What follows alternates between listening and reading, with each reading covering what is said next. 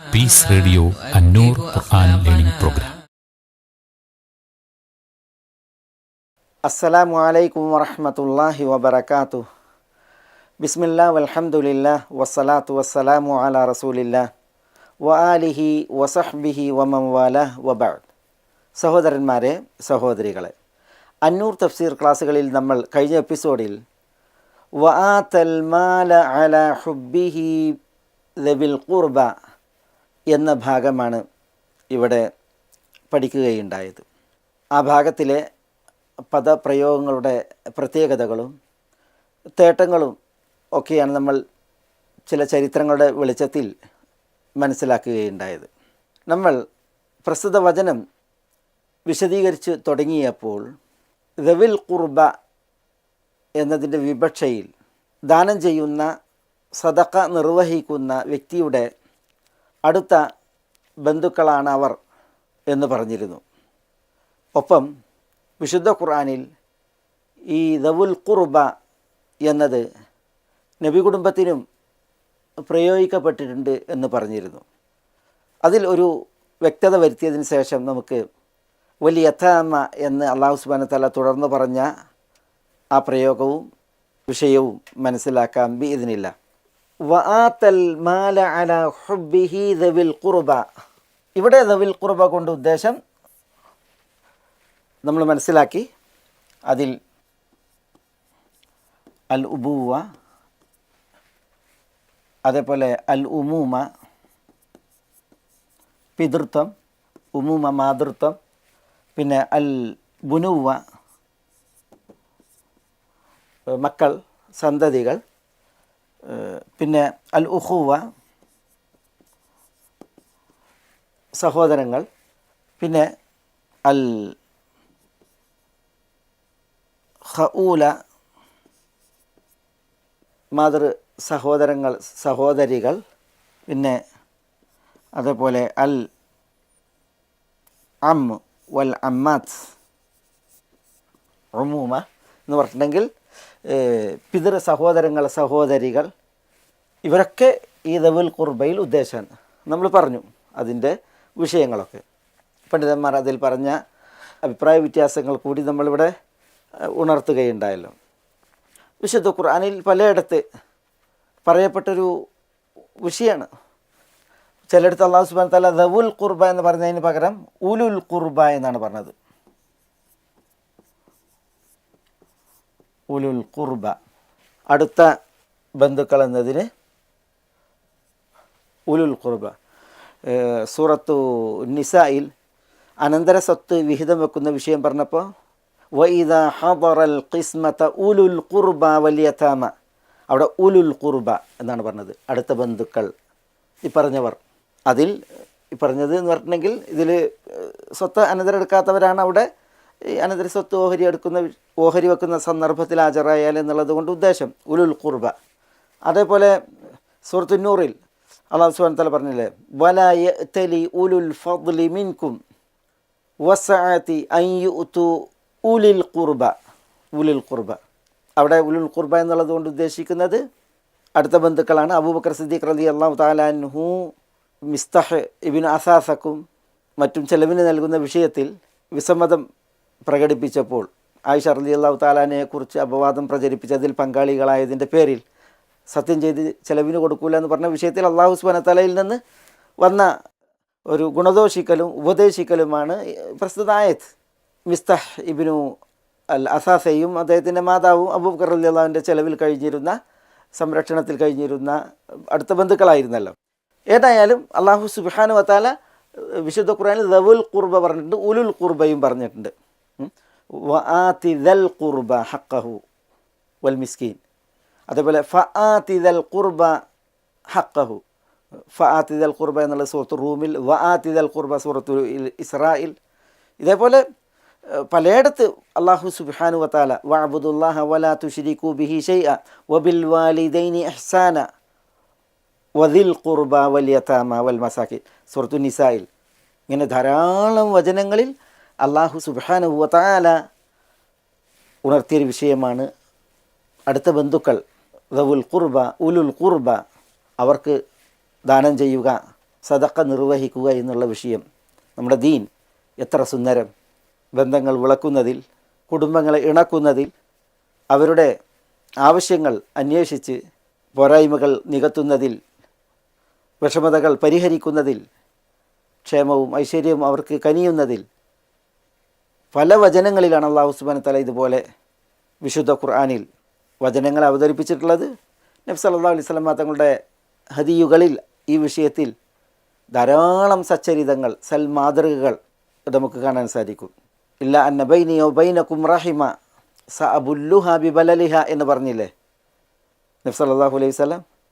നബിയായി നിയുക്തമായി അടുത്ത ബന്ധുക്കളെ ഉണർത്താനും ഉത്ബോധിപ്പിക്കാനും താൻ നബിയായി നിയുക്തമായ കാര്യം അവരെ അറിയിക്കാനും അല്ലാഹു സുബ്ഹാനഹു വ തആല ആജ്ഞാപിച്ചപ്പോൾ നബി സല്ലല്ലാഹു അലൈഹി വസല്ലം തങ്ങൾ ഖുറൈശികൾ ഒന്നടങ്കം വിളിച്ചുകൂട്ടി അവരോട് പറഞ്ഞതാണ്, ഞാനും നിങ്ങളും തമ്മിൽ ഒരു രക്തബന്ധമുണ്ട്. ആ രക്തബന്ധം അത് ഞാൻ ഊഷ്മളമായി കാത്തു സംരക്ഷിക്കും എന്ന കാര്യം.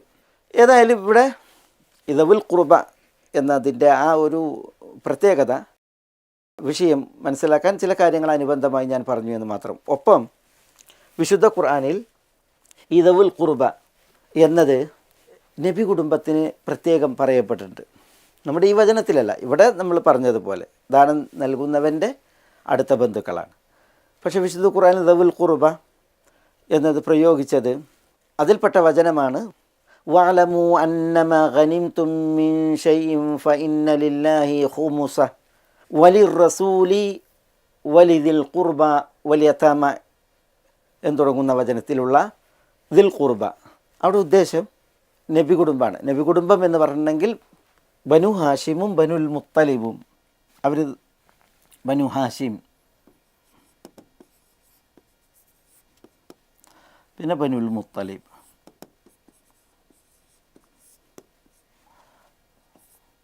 ഹാഷിമിൻ്റെ മക്കൾ, അതേപോലെ മുത്തലിബിൻ്റെ മക്കൾ, അവർക്ക് ദുൽ ഖുർബ എന്ന് പറയും.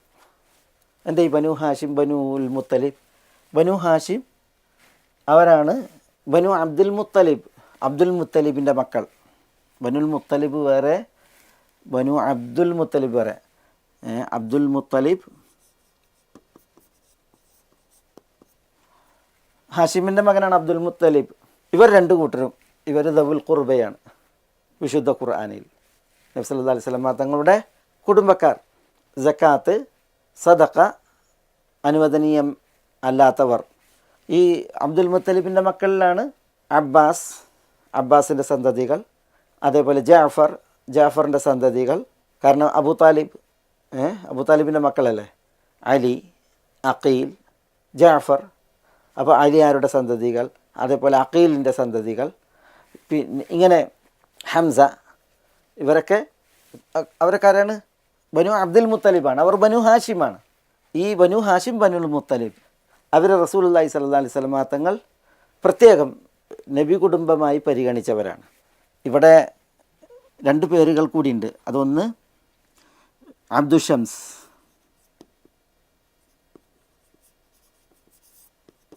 പിന്നെ നൗഫൽ. അബ്ദുഷംസിൻ്റെ മക്കൾ ബനു അബ്ദിഷംസ്, പിന്നെ നൗഫലിൻ്റെ മക്കൾ ബനു നൗഫൽ. ഈ ഹാഷിമും മുത്തലിബും അബ്ദുഷംസും നൗഫലും ഇവരൊക്കെ ഈ നാല് പേരും റസൂലുള്ളാഹി സ്വല്ലല്ലാഹു അലൈഹി വസല്ലം തങ്ങളുടെ വലിയാപ്പ അബ്ദു മനാഫിൻ്റെ മക്കളാണ്. അബ്ദു മനാഫ്.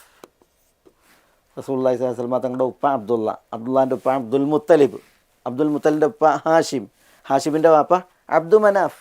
അബ്ദു മനാഫിന് 4 മക്കളാണ്: ഹാഷിം, അൽ മുത്തലിബ്, അബ്ദുഷംസ്, നൗഫൽ. ഈ അബ്ദുഷംസ് ഇവരുടെ സന്താന പരമ്പരയിലാണ് ഉസ്മാൻ റളിയല്ലാഹു അൻഹു വരിക. ബനു ഉമയ്യ കുടുംബം, അമ്മവികൾ. ബനു നൗഫൽ, നൗഫലിൻ്റെ കുടുംബത്തിലാണ് ആര് വരിക? ഈ ജുബൈർ ഇബ്നു മുത്തഇം ഒക്കെ വരിക. സഹാബി വര്യൻ ജുബൈർ ഇബ്നു മുത്തഇം. അദ്ദേഹം ജുബൈർ ഇബ്നു മുത്തഇം അൻ നൗഫലിയാണ്. ഉസ്മാൻ ഇബ്നു അഫ്ഫാൻ അൽ അമവി അൽ അബ്ശമിയാണ്.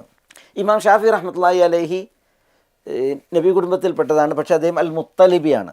അൽ മുത്തലിബി, ബനുൽ മുത്തലിബിൽപ്പെട്ടതുകൊണ്ട്.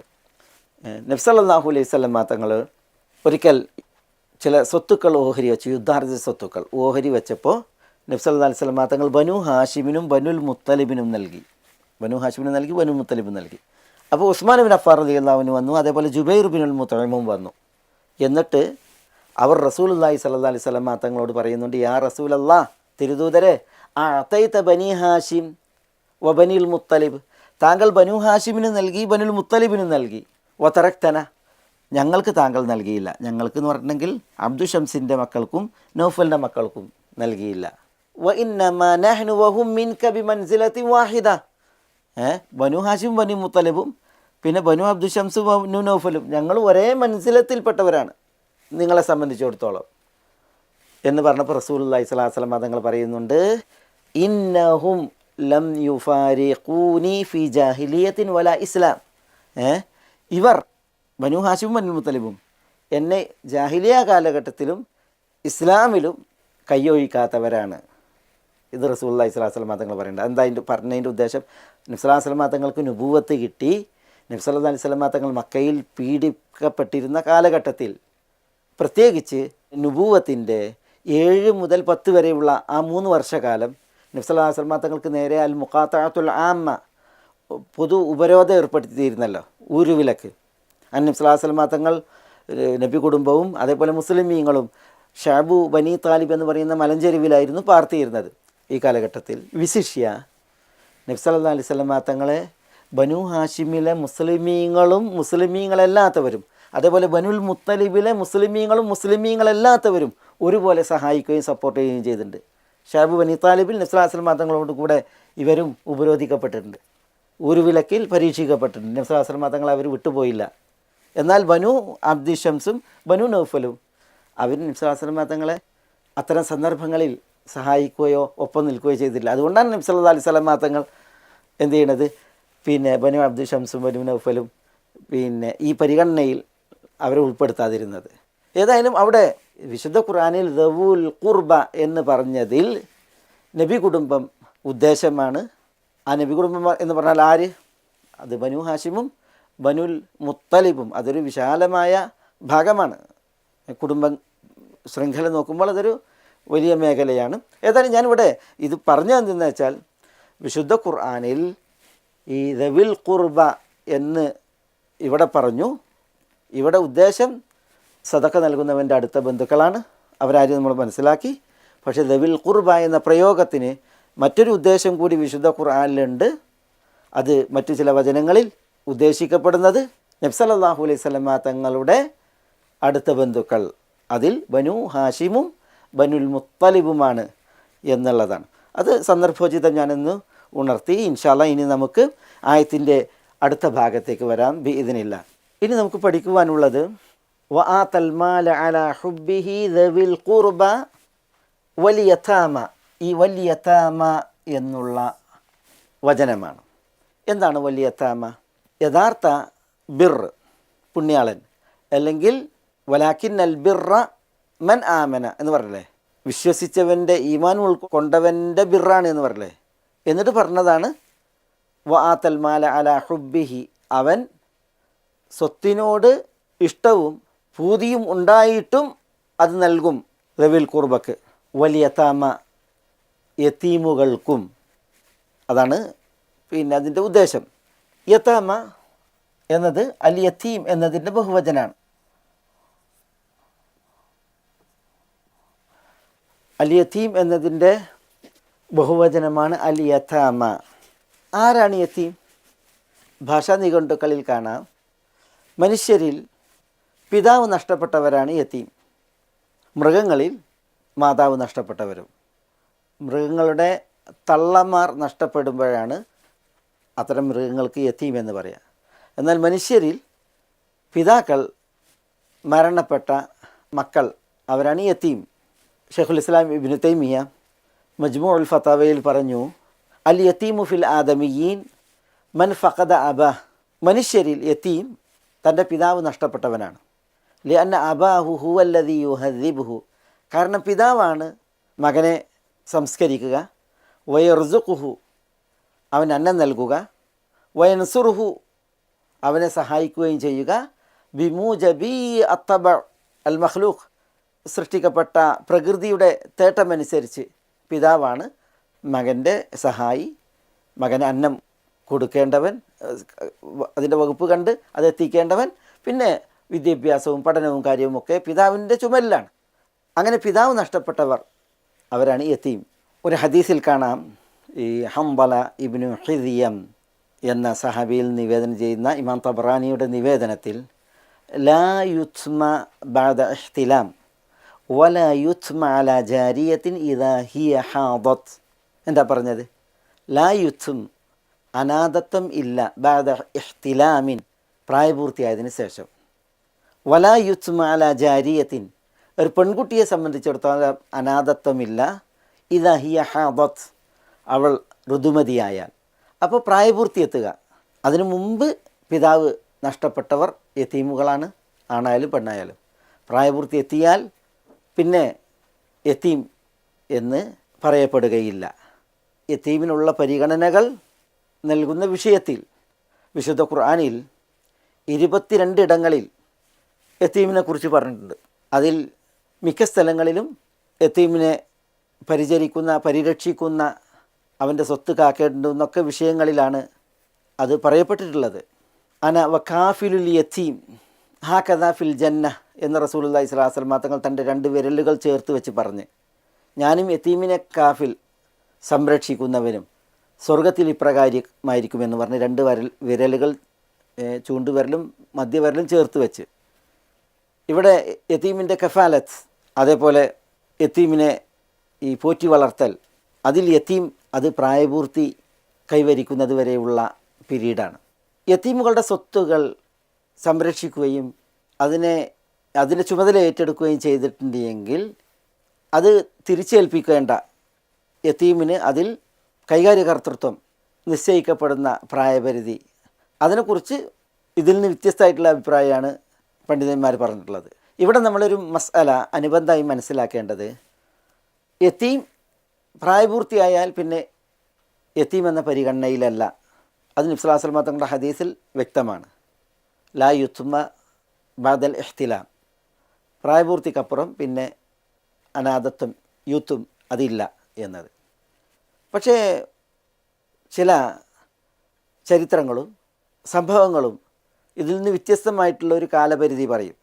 അതിൻ്റെ ഒരു ചരിത്രം, നജ്ദത്ത് ബിനു ആമിർ അൽ ഹരൂരി ഒരിക്കൽ ഇബ്നു അബ്ബാസ് റളിയല്ലാഹു തആല അൻഹു ഒരു കത്ത് എഴുതുന്നുണ്ട്.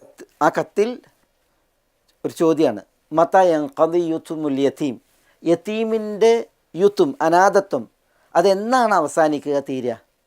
അപ്പോൾ ഇബ്നു അബ്ബാസ് റളിയല്ലാഹു അൻഹു ഈ നജ്ദക്ക് മറുപടി എഴുതുന്നുണ്ട്, കതബ്ത തസ്അലുനി അനിൽ യതീം മതാ യൻഖതിഉ അൻഹു ഇസ്മുൽ യൂത്ത്. താങ്കൾ എനിക്ക് എഴുതി ചോദിച്ചു യതീമിൻ്റെ അനാഥത്വം എപ്പോഴാണ് അവസാനിക്കുക എന്ന്. വ ഇന്നഹു ലാ യൻഖതിഉ അൻഹു ഇസ്മുൽ യൂത്തും, യതീമിൽ നിന്ന് അനാഥത്വം എന്ന നാമം അത് അവസാനിക്കില്ല, ഹത്ത യബ്ലുഗ നിക്കാഹ്, അവന് നിക്കാഹ് എത്തുന്നത് വരെ, അതായത് വിവാഹം കഴിക്കാനുള്ള ആ പ്രായം, പക്വത അതെത്തുന്നത് വരെ.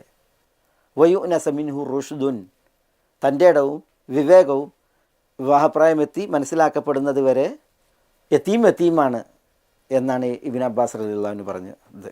വഇദാ ബലഗ നിക്കാഹ് വഊനിസ മിൻഹു റുഷ്ദുൻ ദുഫിഅ ഇലൈഹി മാലുഹു വൻഖദാ യുത്മുഹു, വിവാഹപ്രായമെത്തി വിവേകം അവനിൽ ദർശിച്ചാൽ അവൻ്റെ സ്വത്ത് അവന് തിരിച്ചേൽപ്പിക്കപ്പെടുകയും അതോടുകൂടി അനാഥത്വം അവസാനിക്കുകയും ചെയ്യും എന്നാണ് ഇബ്നു അബ്ബാസ് റളിയല്ലാഹു തആല അൻഹു അതിന് മറുപടിയായി എഴുതിയത്. ഇവിടെ ഏതുവരെയാണ് യതീം? ഹദീസിൽ പറഞ്ഞത് പ്രായപൂർത്തി വരെ. പക്ഷേ ഇബ്നു അബ്ബാസ് റളിയല്ലാഹു തആല അൻഹു പറഞ്ഞത് വിവാഹപ്രായമെത്തി വിവേകം ഉദിക്കുകയും അത് അനുഭവവേദ്യമാവുകയും ചെയ്യുന്നത് വരെ എന്നാണ്.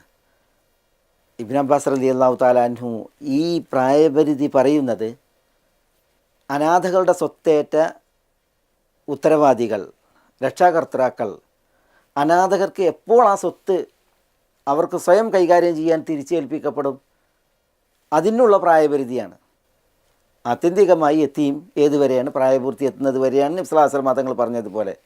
പക്ഷേ പ്രായപൂർത്തി എത്തി എന്നതിനാൽ സ്വത്ത് കൈകാര്യം ചെയ്യാൻ മാത്രം പക്വതയും പാകതയും യതീമുകൾ കൈക്കൊള്ളണമെന്നില്ല. അതുകൊണ്ട് തന്നെ സ്വത്ത് തിരിച്ചേൽപ്പിക്കാൻ രക്ഷാധികാരി, ഉത്തരവാദിത്തപ്പെട്ടവൻ എപ്പോഴാണ് സമയം കാണേണ്ടത്?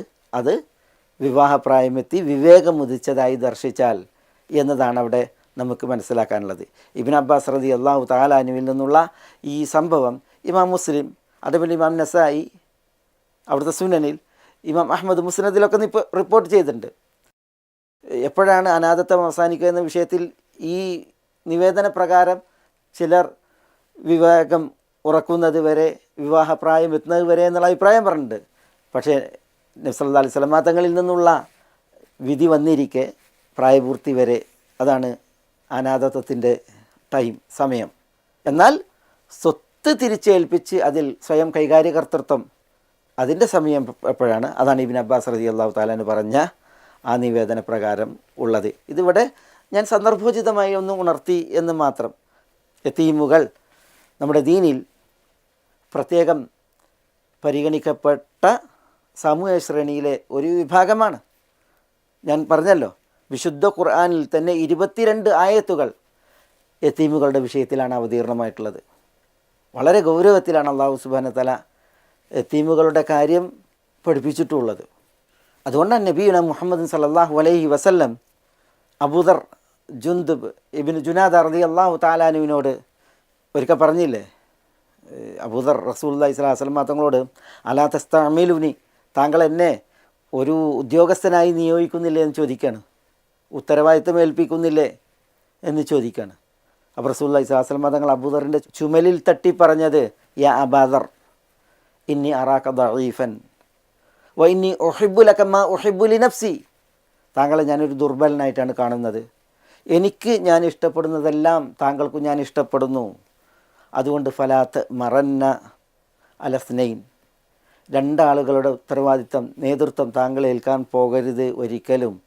വലാ തവല്ലയന്ന മാല യതീമിൻ, യതീമിൻ്റെ സ്വത്ത് താങ്കൾ ഏറ്റെടുക്കരുത് എന്ന് റസൂലുള്ളാഹി സ്വല്ലല്ലാഹു അലൈഹി വസല്ലം തങ്ങൾ വലാ തവല്ലയന്ന എന്ന് ശക്തമായിട്ട് ഉണർത്തി. എന്നിട്ട് പറഞ്ഞു, ഫഇന്നഹ അമാനത്തുൻ, കാരണം അതൊരു അമാനത്താണ്, ഉത്തരവാദിത്താണ്, അനാമത്താണ്.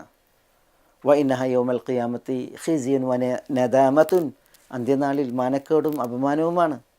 ഇല്ലാ മൻ അഖദഹ ബിഹഖിഹാ വ അദ്ദല്ലദി അലൈഹി ഫീഹ, യഥാവിധം ഈ ഉത്തരവാദിത്തം ഏറ്റെടുത്തവർ ഒഴികെ, തൻ്റെ മേൽ ബാധ്യതയായത് അതിൽ നിർവഹിക്കുകയും ചെയ്തവരെ ഒഴികെ എന്നൊക്കെ റസൂലുള്ളാഹി സ്വല്ലല്ലാഹു അലൈഹി വസല്ലം തങ്ങൾ പറയണ്ടായി. അവിടെ വലാ തവല്ലയന്ന മാല യതീമിൻ, ഒരു യതീമിൻ്റെയും സ്വത്ത് ഏറ്റെടുക്കല്ലേ എന്ന് റസൂലുള്ളാഹി സ്വല്ലല്ലാഹു അലൈഹി വസല്ലം തങ്ങൾ ശക്തമായിട്ട് പറയണ്ടായി. കാരണം അല്ലാഹു സുബ്ഹാനഹു വ തആല യതീമുകളുടെ വിഷയത്തിൽ നൽകിയ വസിയ്യത്തുകൾ അത്രമാത്രം ഗൗരവപ്പെട്ടതാണ്. ഇവിടെ അല്ലാഹു സുബ്ഹാനഹു വ തആല വലാകിന്നൽ ബിർറ, യഥാർത്ഥ പുണ്യം ആരുടെ പുണ്യമാണ്? മൻ ആമന ബില്ലാഹി തുടങ്ങിയിട്ട് വആതൽ മാല അലാ ഹുബ്ബിഹി ദവിൽ ഖുർബ വൽ യതാമ, സ്വത്തിനോട് പ്രിയമുണ്ടായിട്ടും ആ സ്വത്ത് നൽകേണ്ടവർ, അതിൽ രണ്ടാമതെണ്ണിയത് അല്ലാഹു സുബ്ഹാനഹു വ തആല യതീമുകളെയാണ്. യതീമുകളുടെ വിഷയത്തിൽ എത്രമാത്രം ശ്രദ്ധ നൽകി ദീൻ. ഇത് പല വചനങ്ങളിലും ഇപ്പോൾ നമ്മൾ നേരത്തെ നബി കുടുംബവുമായി ബന്ധപ്പെട്ട വിഷയം പറഞ്ഞപ്പോൾ വഅലമൂ അന്നമാ ഗനിംതും മിൻ ശൈഇൻ ഫഅന്ന ലില്ലാഹി ഖുമുസ വലിർറസൂലി വലിദിൽ ഖുർബ വൽ യതാമ വൽ മസാകിൻ, അവിടെയും യതാമ. അതേപോലെ വഅബ്ദുല്ലാഹ വലാ തുശ്രികൂ ബിഹി ശൈഅൻ വബിൽ വാലിദൈനി ഇഹ്സാന വബിദിൽ ഖുർബ വൽ യതാമ വൽ മസാകിൻ വൽ യതാമ. അല്ലാഹു സുബ്ഹാനഹു വ തആല നോക്കൂ, നിങ്ങൾ അടുത്ത ബന്ധുക്കളെ കഴിഞ്ഞാൽ യതീമുകളെയാണ് പറഞ്ഞത്. അതേപോലെ വആതിദൽ ഖുർബ ഹഖഹു വൽ മിസ്കീൻ വബിദിൽ ഖുർബ വൽ യതാമ, അല്ലാഹു സുബ്ഹാനഹു വ തആല യതീമുകളെ പറഞ്ഞ ഇതുപോലത്തെ വചനങ്ങൾ പലതാണ്. വഇദാ ഹദറൽ ഖിസ്മത ഉലുൽ ഖുർബ വൽ യതാമ വൽ മസാകിൻ, അവിടെയും വൽ യതാമ, അല്ലാഹു സുബ്ഹാനഹു വ തആല രണ്ടാമത്തെ യതീമുകളെയാണ് എണ്ണിയത്. ഇതേപോലെ ധാരാളം ആയത്തുകൾ ഇന്നല്ലദീന യഅകുലൂന അംവാലൽ യതാമ ദുൽമൻ ഇന്നമാ യഅകുലൂന ഫീ ബുതൂനിഹിം നാറ, അന്യായമായി യതീമുകളുടെ സ്വത്ത് തിന്നുന്നവൻ തൻ്റെ വയറ്റിലേക്ക് തിന്ന് നിറക്കുന്നത് തീയാണ് എന്നാണ് അല്ലാഹു സുബ്ഹാനഹു വ തആല പറയുന്നത്. എത്ര ഗൗരവമാണ് വിഷയം. വസയസ്ലൗന സഈറ, യതീമുകളുടെ സ്വത്ത് അന്യായമായി തിന്നുന്നവൻ നരകത്തീയിൽ കിടന്നെരിയും എന്ന് അല്ലാഹു സുബ്ഹാനഹു വ തആല താക്കീത് നൽകുന്നു. എത്ര വിഷയം ഗൗരവം. യതീമുകളുടെ സംരക്ഷണ വിഷയം, അവരുടെ അവകാശങ്ങൾ കാക്കുന്ന വിഷയം, അവർക്ക് ഔദാര്യവും ദാനവും നൽകുന്ന വിഷയം എത്ര മികച്ച മുന്തിയ പരിഗണനയിൽ നമ്മുടെ ദീൻ വകവെച്ചു. ഈ ദീനിൻ്റെ സൗന്ദര്യം എത്രമാത്രമാണ്. അൽഹംദുലില്ലാഹ്, ആ ദീനിൽ അല്ലാഹു സുബ്ഹാനഹു വ തആല നമുക്കൊക്കെ ഒരിടം അനുവദിച്ചു എന്നതിൽ നമ്മൾ അള്ളാഹുവിനെ എപ്പോഴും സ്തുതിക്കേണ്ടതുണ്ട്. അള്ളാഹു ഈ സിറാത്തുൽ മുസ്തഖീമിൽ ജീവിച്ച് മരിക്കാൻ നമ്മളെല്ലാവരെയും അനുഗ്രഹിക്കുമാറാവട്ടെ. നമ്മുടെ വിഷയം ഇവിടെ വലിയ യതാമ എന്ന് അള്ളാഹു സുബ്ഹാനഹു വ തആല ഉണർത്തിയതാണ്. അതുകൊണ്ട് തന്നെ യതീമുകൾ ഇസ്ലാമിൻ്റെ സംരക്ഷണത്തിൽ പരിരക്ഷിക്കപ്പെട്ടു, പരിപാലിക്കപ്പെട്ടു. ഉമർ റളിയല്ലാഹു തആലയുടെ ഒക്കെ ചരിത്രം വായിക്കുമ്പോൾ ഒരു യതീം തിന്നാൻ കൂടെ ഇരിക്കാതെ ഉമർ റളിയല്ലാഹു തആല ഭക്ഷിക്കുമായിരുന്നില്ല എന്നാണ്. നബി സല്ലല്ലാഹു അലൈഹി വസല്ലമ തങ്ങൾ യതീമല്ലേ. നബി സല്ലല്ലാഹു അലൈഹി വസല്ലമ തങ്ങൾ ഉമ്മയുടെ വയറ്റിൽ ഒരു ഗർഭസ്ഥ ശിശുവായിരിക്കെ പിതാവ് അബ്ദുള്ള മരണപ്പെട്ടു. യതീമായിട്ടാണ് റസൂലുള്ളാഹി സ്വല്ലല്ലാഹു അലൈഹി വസല്ലമ തങ്ങൾ ഈ ദുനിയാവിൽ ഭൂജാതനാകുന്നത്. 6-ാം വയസ്സിൽ മാതാവ് കൂടി മരണപ്പെട്ടതോടുകൂടി തീർത്തും അനാഥത്വം പേറിയാണ് റസൂലുള്ളാഹി സ്വല്ലല്ലാഹു അലൈഹി വസല്ലമ തങ്ങളുടെ ബാല്യം. അലം യജിദ്ക യതീമൻ ഫആവ എന്ന് അല്ലാഹു സുബ്ഹാനഹു വ തആല നബി സ്വല്ലല്ലാഹു അലൈഹി വസല്ലമ തങ്ങളോട് ചോദിച്ചില്ലേ? താങ്കളെ യതീമായിട്ടാണ് അള്ളാഹു കണ്ടെത്തിയത്, അള്ളാഹു താങ്കൾക്ക് അഭയം നൽകി എന്ന് പറഞ്ഞില്ലേ? നമ്മൾ ചരിത്രത്തിൽ പല മഹത്തുക്കളെയും വായിക്കുന്നു. അവർ യതീമുകളായിരുന്നു. ഇമാം ഷാഫിഈ റഹ്മത്തുള്ളാഹി അലൈഹി യതീമാണ്. പക്ഷേ ആ യതീം അല്ലാഹു സുബ്ഹാനഹു വ തആല കൽപ്പിച്ചതനുസരിച്ച് പരിരക്ഷിക്കപ്പെട്ടു, പരിപാലിക്കപ്പെട്ടു. അതുകൊണ്ട് തന്നെ ലോകത്തിന് നേതൃത്വം നൽകുന്ന ഒരു മഹാപണ്ഡിതൻ മുഹമ്മദ് ഇബ്നു ഇദ്രീസ് അശ്ശാഫിഈ എന്ന പേരിൽ ലോകത്തിന് ലഭ്യമായി. ഇമാം അഹ്മദ് ഇബ്നു ഹംബൽ അശ്ശൈബാനി മാതാവിൻ്റെ ഗർഭത്തിലിരിക്കെയാണ് പിതാവ് മരണപ്പെട്ടത്. അനാഥനായിട്ടാണ് ഭൂജാതനാകുന്നത്. പക്ഷേ ഈ അനാഥൻ പരിരക്ഷിക്കപ്പെട്ടു, സംരക്ഷിക്കപ്പെട്ടു. ആ സംരക്ഷണത്തിൽ ഏറ്റവും ശ്രദ്ധ ഊന്നിയത് ഇമാം ഷാഫിഈയുടെ വിഷയത്തിൽ എന്ന പോലെ ഇമാം അഹ്മദിൻ്റെയും വിഷയത്തിൽ മാതാവിലൂടെയാണ്.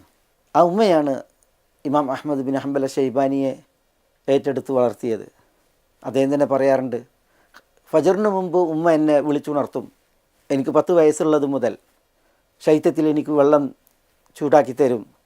എന്നിട്ട് ഞാനും ഉമ്മയും ഫജറിന് മുമ്പ് രാത്രി നിസ്കരിക്കുമായിരുന്നു എന്നാണ്. എന്നിട്ട് ഉമ്മ എന്നെയും കൊണ്ട് ഇരുട്ടുള്ള വഴിയിലൂടെ ഫജർ നിസ്കാരത്തിന് വേണ്ടി മസ്ജിദിലേക്ക് പോകുമായിരുന്നു എന്നാണ്, കൊണ്ടുപോകുമായിരുന്നു എന്നാണ്. ഉമ്മ കൊണ്ടുപോകും. അങ്ങനെ ഉമ്മ ഈ മകനോടൊത്ത് ഫജർ നിസ്കാരം കഴിഞ്ഞ് പിന്നെ മകൻ്റെ പഠനം, ഖുർആൻ മനപ്പാഠമാക്കൽ, അതിനൊക്കെ വേണ്ടിയിട്ട് ആ മസ്ജിദിൽ തന്നെ വെയിറ്റ് ചെയ്യുമായിരുന്നു എന്നാണ്. ഇമാം ബുഖാരി റഹ്മത്തുള്ളാഹി അലൈഹി, മുഹമ്മദ് ഇബ്നു ഇസ്മായിൽ അൽ ബുഖാരി, സഹീഹുൽ ബുഖാരിൻ്റെ കർത്താവ്, അനാഥനായിട്ടാണ് വളർന്നത്.